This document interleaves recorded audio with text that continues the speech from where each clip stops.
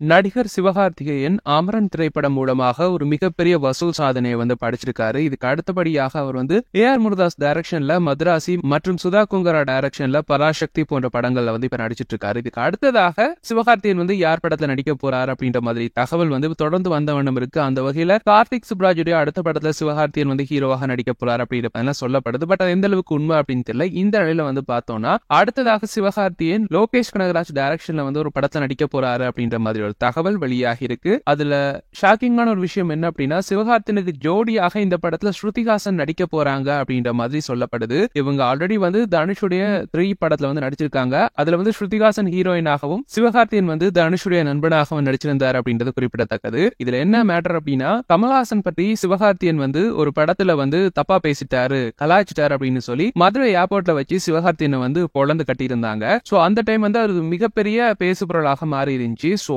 அதுக்கு நிறைய காரணங்கள் சொல்லப்பட்டிருந்துச்சு. கமலை சிவகார்த்திகேயன் கலாய்த்ததால தான் கமல் ரசிகர்கள் அவர் அடிச்சிருந்தாங்க அப்படின்ற மாதிரி சொல்லப்பட்டிருந்துச்சு. இன்னும் ஒரு சில பேர் இல்ல, இவர் கமலுடைய மகள் ஸ்ருதிஹாசன் பத்தி ரொம்பவே தப்பான ஒரு கமெண்ட் அடிச்சிருக்காரு, அதனால தான் அடிச்சோம் அப்படின்ற மாதிரி இன்னொரு தரப்பு சொல்லிட்டு இருந்தாங்க. பட் அது எந்த அளவுக்கு உண்மை அப்படின்னு தெரியல. அதுக்கு பிறகு சிவகார்த்திகேயன் கமல்ஹாசனுடைய ப்ரொடக்ஷன்லேயே அமரன் அப்படின்னு சொல்லி ஒரு மிகப்பெரிய வெற்றி திரைப்படத்தில் நடிச்சிட்டாரு. அதன்படி கமல்ஹாசனுக்கும் சிவகார்த்திகேயனுக்கும் எந்த பிரச்சனை இல்ல அப்படின்றது தெரிய வந்திருக்கு. ஈவன் ஸ்ருதிஹாசன் கூட ஒரு சில திரைப்படங்கள் சிவகார்த்திகேயன் கூட நடிக்க வாய்ப்பு கிடைச்சு நடிக்கல அப்படின்ற மாதிரி சொல்லப்பட்டிருந்துச்சு. அதுக்கு ரீசன் இதுதான் அப்படின்ற மாதிரி சொல்லி இருந்தாங்க. இந்த நிலையில பார்த்தோம் அப்படின்னா, ஸ்ருதிஹாசனும் சிவகார்த்திகேயன் கூட இப்ப சமரசம் ஆகிட்டாங்க போல தெரியுது. அதனால தான் இப்ப சிவகார்த்திகேயனுடைய அடுத்த திரைப்படத்துல அவங்க ஜோடியாக நடிக்க போறாங்க. சோ வெயிட் பண்ணி பார்க்கலாம் ஸ்ருதிஹாசன் சிவகார்த்திகேயன் ஜோடி என்ன மாதிரி இருக்க போது, ரசிகர்களுக்கு என்ன மாதிரியான ஒரு திரைப்படத்தை இந்த ஜோடி கொடுக்க போறாங்க அப்படின்னு சொல்லி.